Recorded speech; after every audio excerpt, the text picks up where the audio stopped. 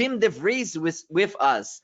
Jim has served as a resilient enterprise executive leader and advisor for companies from startups to Fortune 50. Jim, please turn your camera on so the audience can see you and join us on stage. There we go. There is Jim. Jim, where are you coming from today? I'm coming from the great town of Bethlehem, Pennsylvania. Bethlehem, the great state of Pennsylvania in the United States. Outstanding, Jim. Hello there from San Antonio, Texas. We have nearly 2,000 participants from all over the world. Jim, very excited to be here with you. Quick note to our global participants regarding Jim. He oversees the global identification, prioritization, execution of high-value business improvements and innovations for companies, business partners, and customers in multiple markets. He has held operational excellence, sales and supply chain, and sales and leadership positions in leading global companies in the chemicals industry with Air Products and Chemicals, in the energy industry with General Electric Energy, in security with Tyco and ADT, and in supply chain with C.H. Robinson. Throughout his career, he has developed and refined resilient enterprise ecosystems to accelerate innovation, leadership development, strategy execution, and value creation on a global scale. Jim believes that people make the difference, and it is in harnessing people's talent that companies can become resilient. So Jim, thank you so much for taking the time to sharing your expertise with our global industry today, or global audience today. Very much looking forward to your presentation. Thank you, Jose. It's great to be here. I'm very honored to be here at this conference where we'll talk about digital transformation, getting ready for change.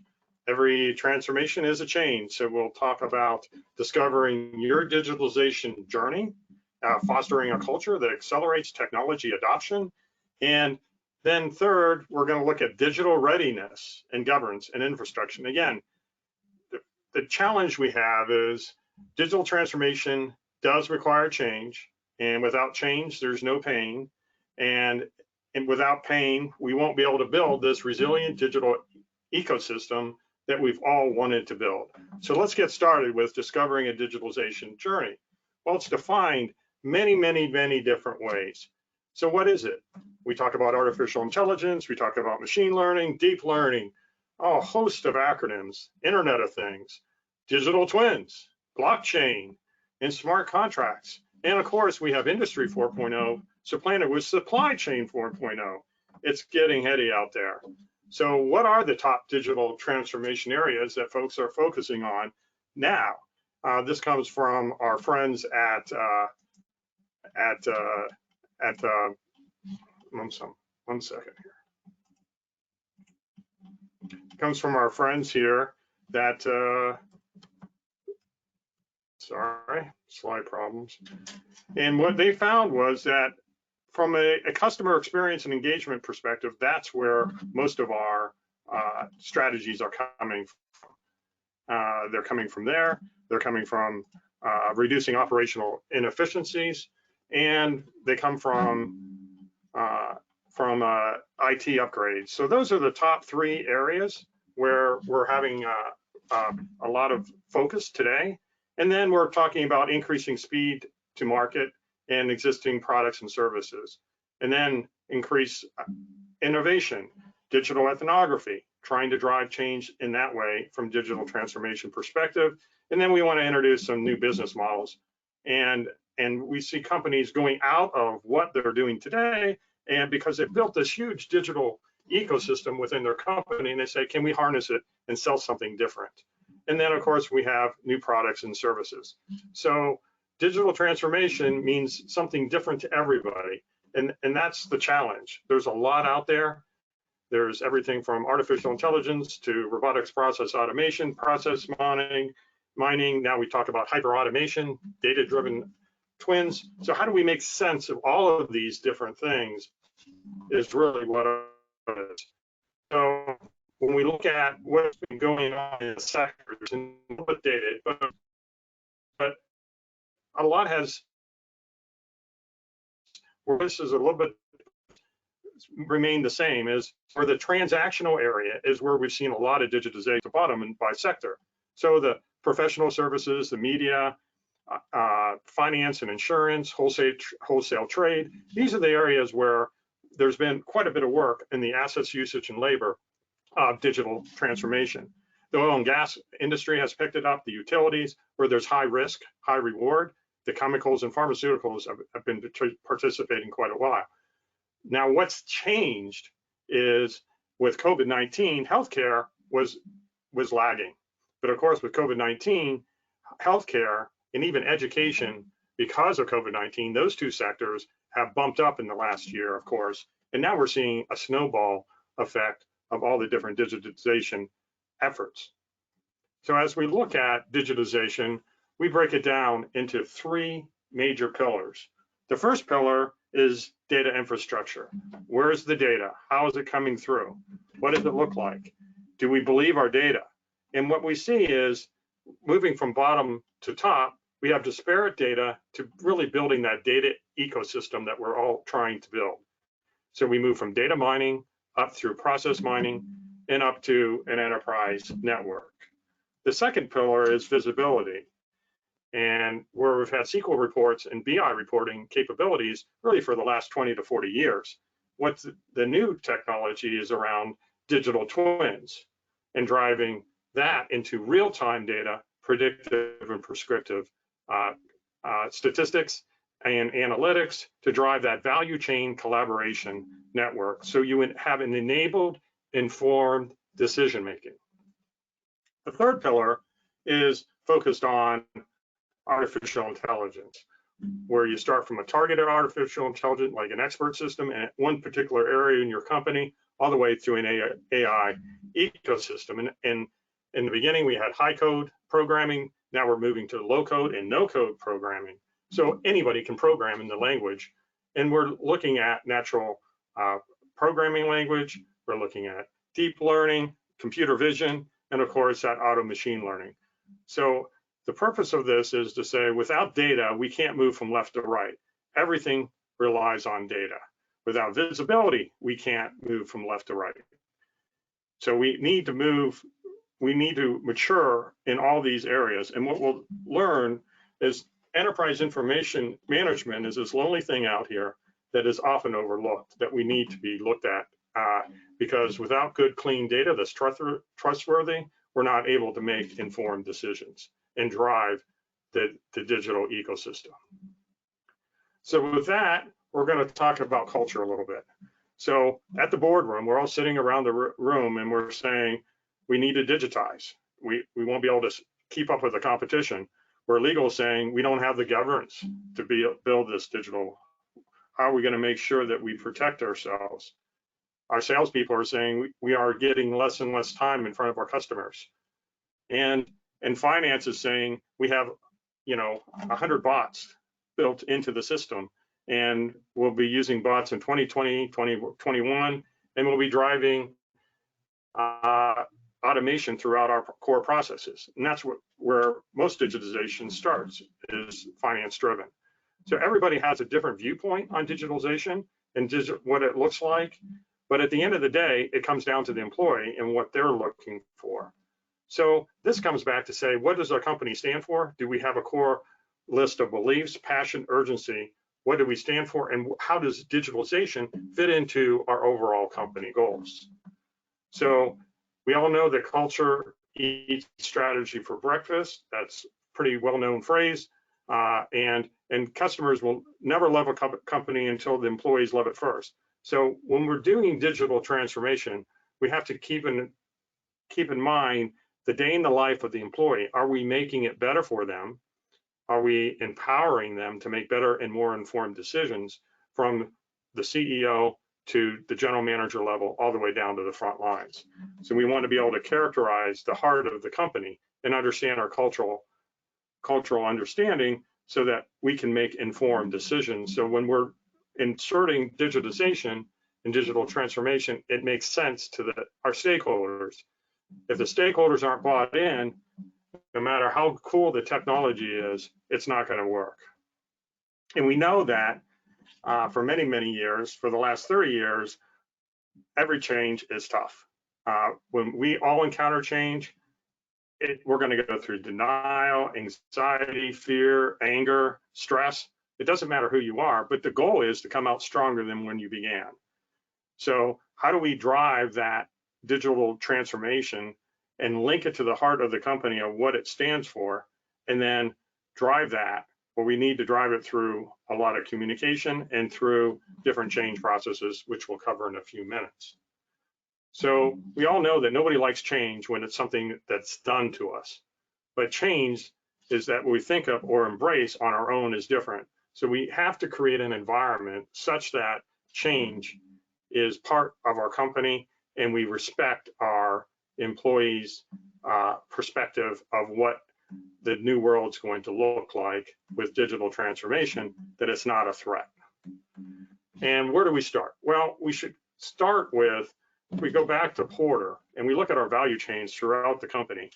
We have our infrastructure at the top here on the left, and then we have our pillars of our company of inbound logistics, outbound operations, marketing, sales, services. So we have our segmentation of our business. And the goal is to have a clear understanding of all of our value chains. So if you're looking for where do you focus on in digital transformation, you really have to have your end-to-end enterprise mapped, not only within your four walls, but all the way from your supplier to your customer. So if you're a heavy industry company and you look at what makes you tick in all those different departments, you may say production, manufacturing is where you focus on. So in that case, that might be where you want to focus from a digital transformation perspective. What does your network look like, and which department dictates your overall heartbeat that's driving the culture of your organization? So that could be, again, R&D, sales, manufacturing, and if you're in a high-tech pharma kind of industry, it may be new product development. So are we focusing on driving digitization in those areas that are vital to who we are, our brand? That's where we should certainly be looking at. The safe bet is to work in areas where the customer doesn't see. We may want to practice there, but the real value to your company, to increase the value of your company, is going to be where the customer and your clients and the stockholders believe that makes you you. So if you're making cell phones, it's in your R&D of making a new cell phone every 18 months or 12 months or 6 months, whatever it is. But you need to figure that out and then marry your digitalization strategy to that. And there's many different change models. Of course, I came from GE. I like the change model from Tishy, which is, of course, you lead by the top. At the top, you manage the change, you create a shared need for the organization, you shape that vision, you mobilize, and then you sustain that change and control results. So you come out stronger than where you started.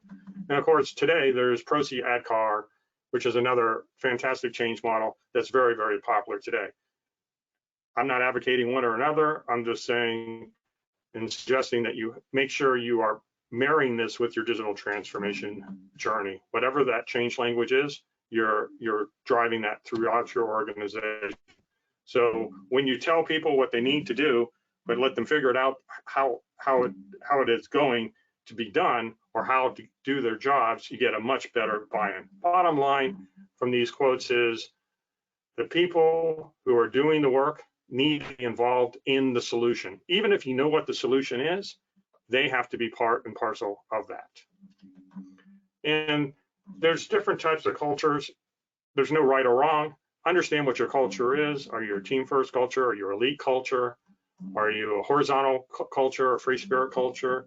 Are you more of a traditional corporate culture? These are the guideposts, the guidelines in which that will drive your company and how you're going to manage that change. So this brings us to the last section, digital readiness, governance and infrastructure. And in this, I like to look at things from a people, process, data, technology perspective. We've discussed about getting everybody pulling in the right direction, in the same direction, getting that people and culture aligned, understanding our processes, mapping our processes, understanding our end-to-end processes. We've discussed that. And then it comes to data. Do we believe our data? Is data treated as an asset? Then we get to technology. If we launch technology without understanding people and process and data, the likelihood of that technology sticking is very, very low. So we have to be very careful that we try to orchestrate in this manner, people, process, data, technology. Of course, you can launch technology and data activities without worrying about the people or process, but the likelihood that it's going to stick is very, very, very low. So let's talk about digitization. What is digital transformation, digitalization? What are these things? So when we talk about big data, which is one of those terms that's out there, it's digitization. We're trying to get ones and zeros. We talk about digital transformation when we have a war room and we can see the world and everything. That's more of a digital transformation. We're seeing end-to-end supply chains. When we talk about ERPs and upgrading them so that we can see more and more than we could before, that's digitalization on these platforms. So again, we need to understand where these different technologies and activities fit in our overall digital transformation journey. And again, it comes down to ones and zeros. We need to find our data sources. So at the beginning, we talked about social media, the e-commerce being the primary area of digital transformation. And that's because all that data is readily available. We're mining from known sources.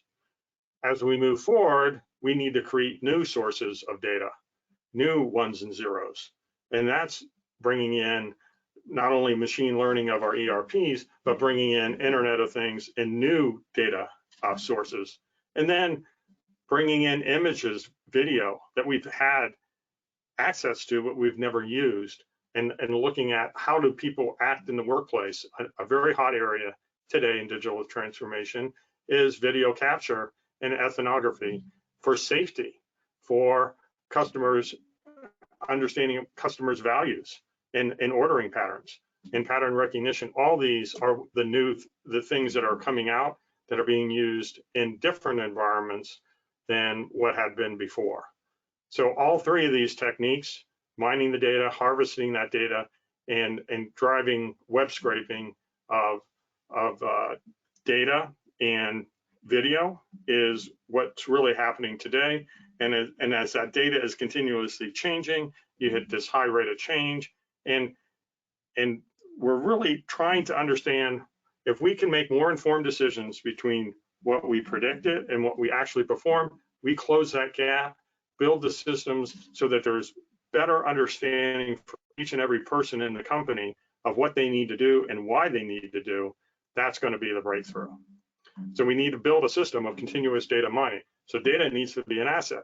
So when you look at your data systems today and you make business decisions, how do you make decisions? Is it more on experience, or are you using some data, some descriptive statistics, or are you using inferential statistics or predictive statistics? So again, this is a graph of analytics maturity on the x-axis. On the y-axis is competitive advantage. What we're looking at here is how are we using data? This first area is standardized reports. Basically, since the 1980s, we've been using standardized reports that were run batched once a day. If you standardize those reports and not put them on a business intelligence platform, you're still in descriptive analytics. You're running a company in arrears. And when you ask the executives, how are you making decisions? You're making decisions on data that's in the past.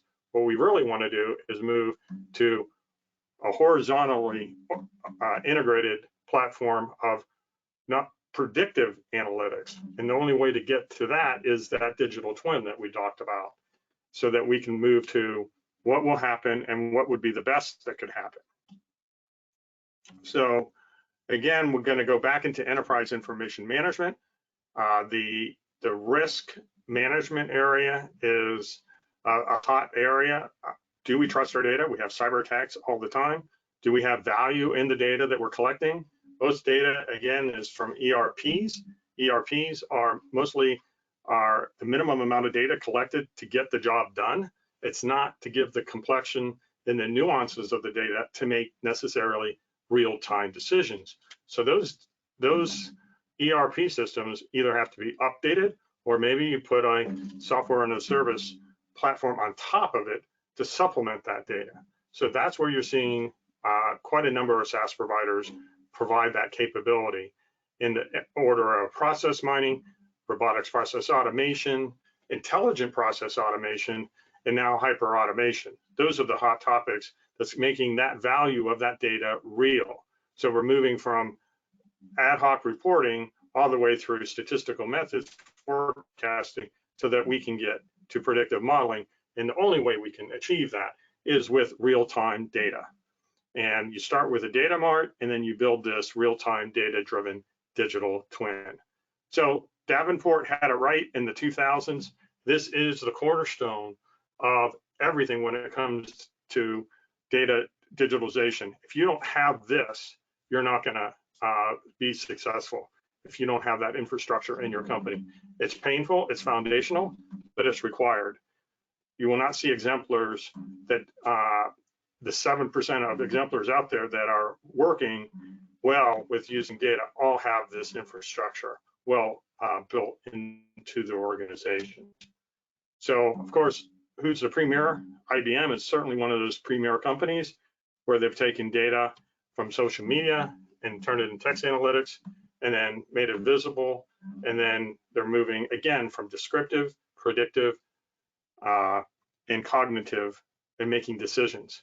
So that journey is, how long does that journey take? That journey can take 8, 12 years to move from descriptive all the way to cognitive.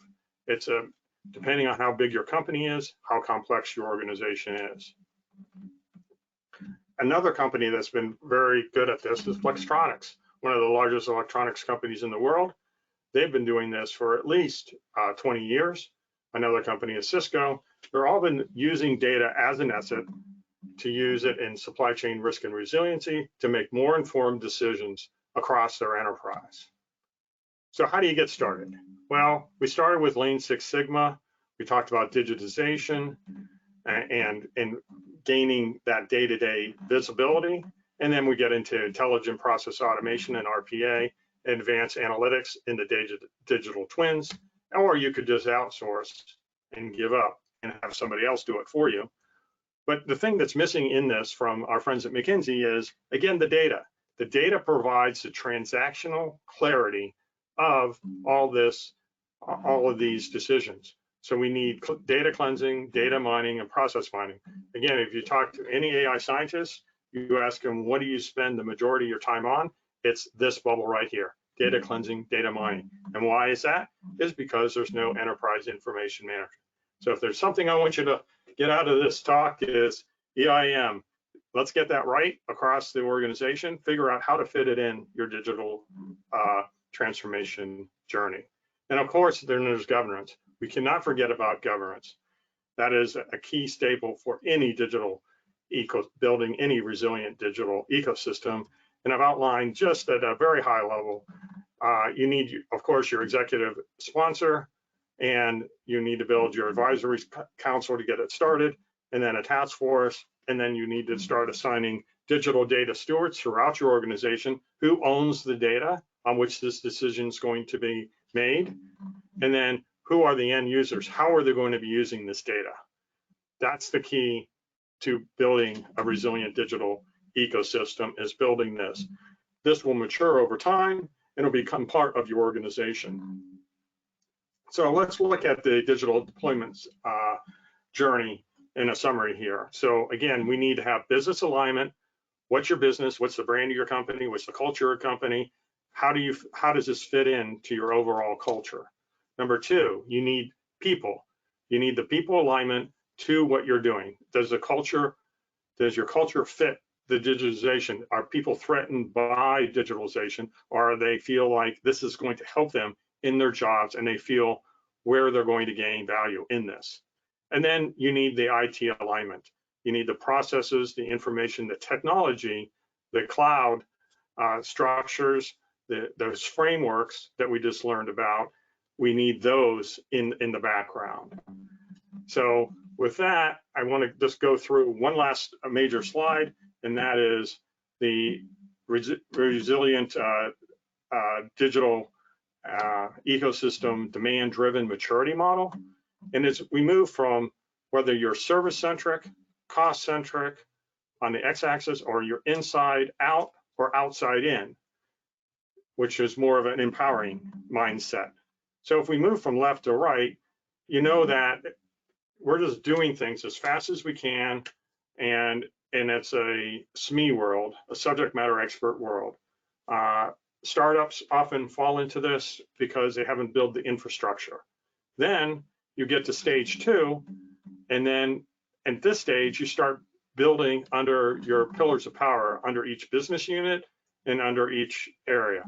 So in this case, one size fits all, but you're not scalable. So what Jose just mentioned in this last webinar about being able to leverage things across the enterprise, it's hard to leverage because everybody has their little fiefdom to manage their shadow IT to get the work done. So if you're in stage 2, you're not there yet. You need to move to stage 3, where you start saying, what's the trade-offs between supply, demand, product, and what is this whole idea about an integrated supply chain and getting these value chains across our enterprise, so that we can start looking at what are all the scalable different things that we can be doing, and recognizing that value does equal profit. So our costs are optimized and scalable, recognizing this value equals profit. So in stage 4 and 5, we're building to this scalable margin to serve model. So this is our overall goal. So the question is, where are you? If you're early in stage 1, you're going to be focused on much different things than you're going to be on stage 3, as far as when we look at all the different technologies that are available to you. If you put in a technology, a platform, or a software as a service, and you're not ready for it, then that is probably going to go to the wayside, and you're not going to get the return on investment. So understanding where you are before you go is extremely important, just like it is in any other program. So again, we end up on this slide of the 3 pillars of saying, where are you today? If you were to score yourself a 1 to 5 on each of these areas, where would you be? Are you doing process mining? Are you doing predictive analytics? Are you doing some deep learning? Is it being done in focused area? Is it doing within a business unit? Are you going across your enterprise? So as you build your resilient digital ecosystem, understand how everything fits in. And with that, that closes out the slides, and open for questions at this time. Jose? Very well, Jim, very well, excellent. So I'm gonna ask you to stop sharing your screen so that I can come back in. Sorry about my technical problems at the beginning of the presentation. I couldn't see the screen. No problem. You had a little bit of a delay when you're first presenting, something related maybe to the bandwidth where you're broadcasting from. And but as you went on, it kind of caught up. The speed caught up, and everything, you know, transmitted well. So well done. Great review. I mean, you really kind of guided us through a journey that's very comprehensive. There is a lot in there in terms of the different components of building a resilient enterprise. I mean, it clearly is not an easy thing to do. Otherwise, everybody would have a resilient enterprise. Yeah, you figure there's only 7% of all the companies in the world actually have achieved this. You know, the Cisco's, the, you know, some say Amazon, but some people don't say Amazon. There's a little controversy on that one. But there are some companies like Xera. There are companies in IBM. They have really built out this resilient digital ecosystem. Apple's probably very close, I would imagine. But the ones that we benchmarked, you know, in the last 5 years, what we find is it's a journey. It takes 20, you know, 10 plus years to do it. But it starts with respect of data, and data is an asset. And if you don't respect data and you don't respect people, we talk about people and what what makes up the people and the culture, you really can't get you can't get forward. You can't move forward. Very much so, Jim. And let's face it, we know, and this audience knows very well, that technology that enables our processes and our people to deliver greater value to customers and society, those are the right technologies. But we also have lots of technologies that can make stupid happen at the speed of light. And Yes. and as we talk with enterprise architects, and as we talk to really the people who are honestly speaking about how they're dealing with technologies in their organizations today, most of them feel overwhelmed, and they feel like everybody's trying to put in their little piece of technology into the organization. And IT sometimes leads it, but doesn't have the leadership capabilities to do a good job enterprise wide, because they're sometimes disconnected to the actual business outcomes. The business side doesn't know what they don't know. So the question of how to press the reset button and do this well, what would be your advice? What would be your suggestion for organizations who feel like they're overwhelmed, they're under kind of like this chaotic system where so many things are happening in parallel, and they don't think they have a good handle on what's going on? What is your suggestion? Where is the reset button? How do you get them to start in the right foot? I think first we have to ask ourselves who we are as a company, what do we stand for, and what aren't we going to do as a company? Don't take digitization out of it. What do we stand for? And then if we clearly understand what we are and where we're going as a company, then bring in digital transformation. But if you don't know where that is, you can't get started. So once you've done that, then it's bringing that C-suite together and having a heartfelt discussion as to where is our greatest opportunity or our weakest link in the organization, and where digital technology can add value. And start collecting the data in the systems. If there's no data in the systems, start building the systems to collect the data to enhance the visibility. Without visibility, I don't know how you can know what to work on. If you don't have your processes mapped end to end, if you don't have digital feedback, very simple process mining tools and data sensitivity tools using Alteryx, and companies like that are going to, and mining tools are going to start understanding what your data looks like across your enterprise. What condition is that in?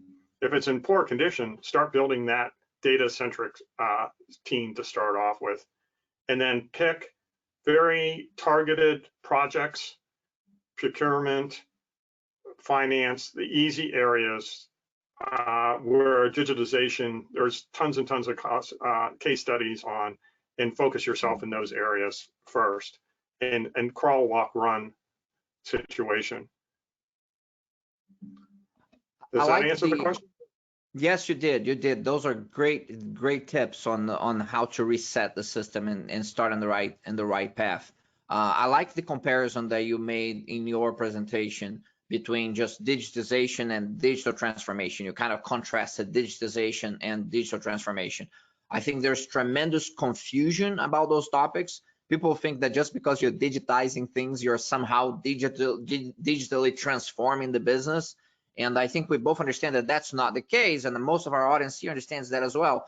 That first of all, I don't know if there is anything such a thing as a digital transformation. It's just a transformation. That digitization is part of that, because there is no digital transformation without business transformation, and there is no business transformation without cultural transformation. So that's right. So and you talked about this, but it's very hard for organizations to see it, and I think some of it has to do with IT professionals and leaders being kind of myopic on the fact that if I bring technologies, things will be better.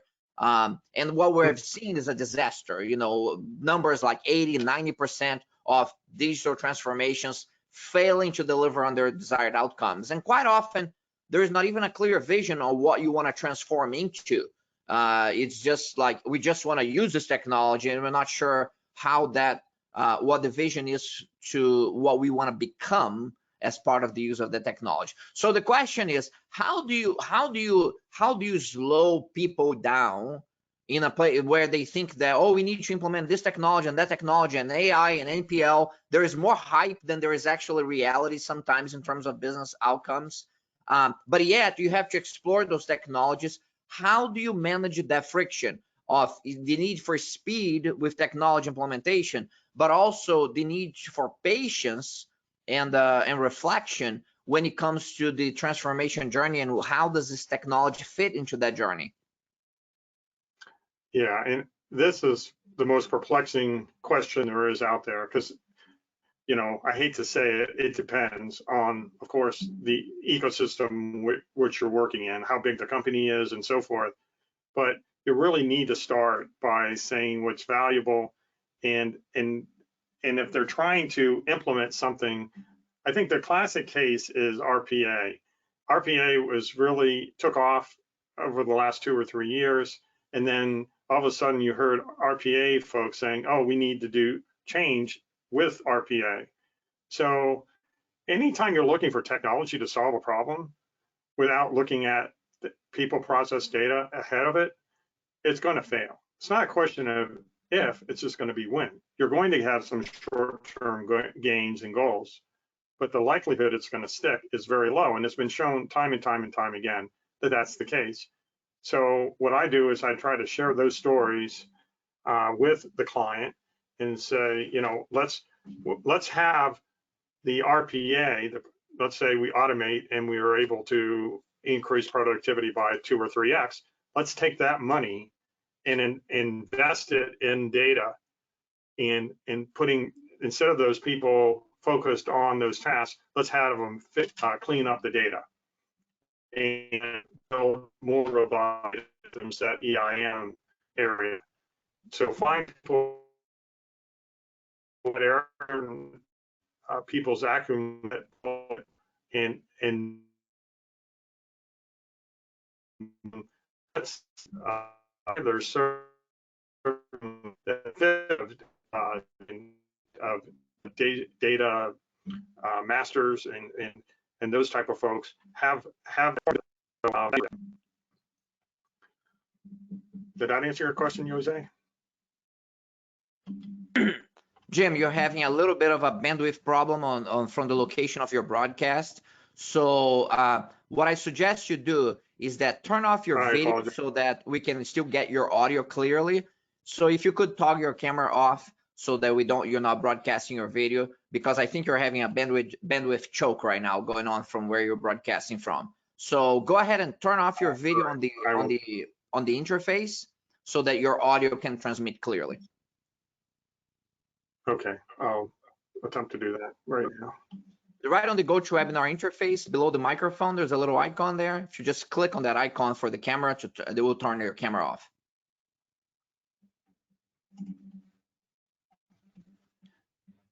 You stop showing the presentation. The icon for the video is just below the little red box with the white arrow. There's a microphone icon to the left-hand side, and there is a little camera icon. That's the one, Jim. Perfect. So keep it at that. So can you say what you just said? Because as you're speaking, your video and your audio was blurring out. I apologize. Yeah, so I would start at the beginning again with data. So how do we fund with the RPA other activities? So we get some gains from RPA, let's say, or intelligent process automation, we get some gains in productivity. Take that time and money, just don't take it, piggy bank it, but use it and put it into securing better data and cleaner data. So you're self-funding that infrastructure. So self-fund your infrastructure. Just don't take the money and run. That's the short answer to that question.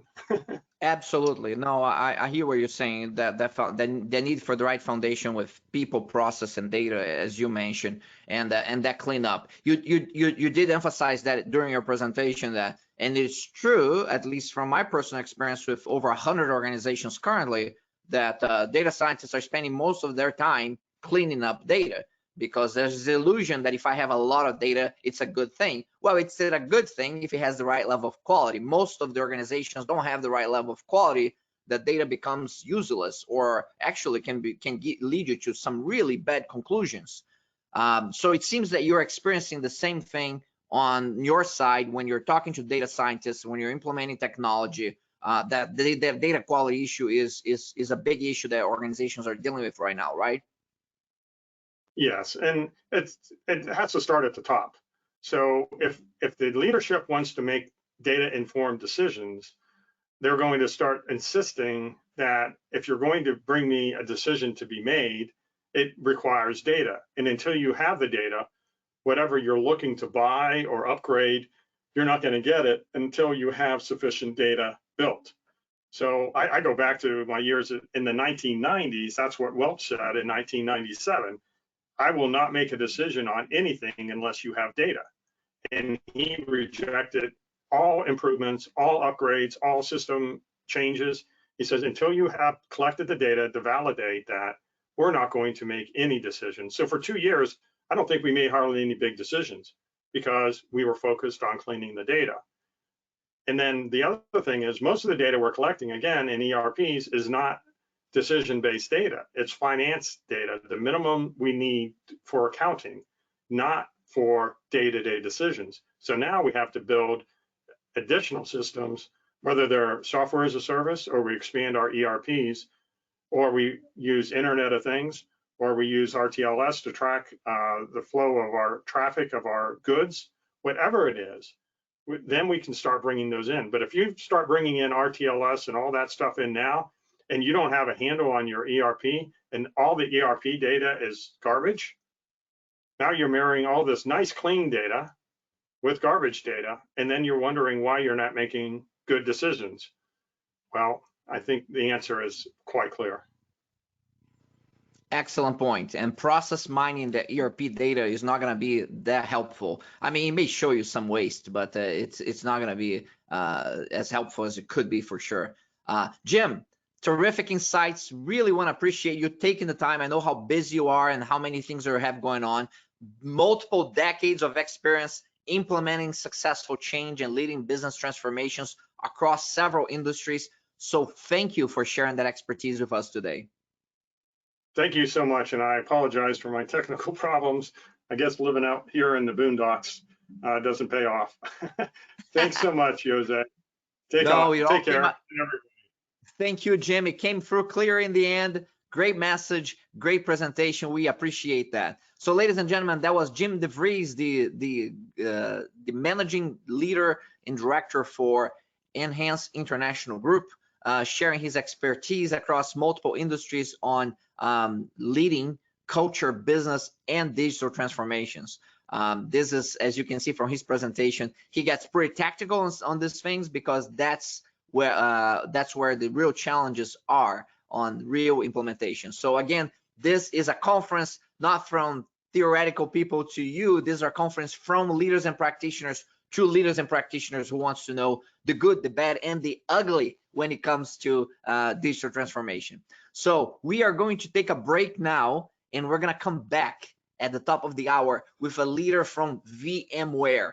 And VMware has been a fantastic growth journey, accelerating excellence, innovation, and transformation across multiple organizations and within themselves as well. And we are going to have their leader from enterprise engineering, Nicole Scheffler, with us. Nicole is going to talk about building an inclusive culture for these transformations, for these digital transformations that we're talking about.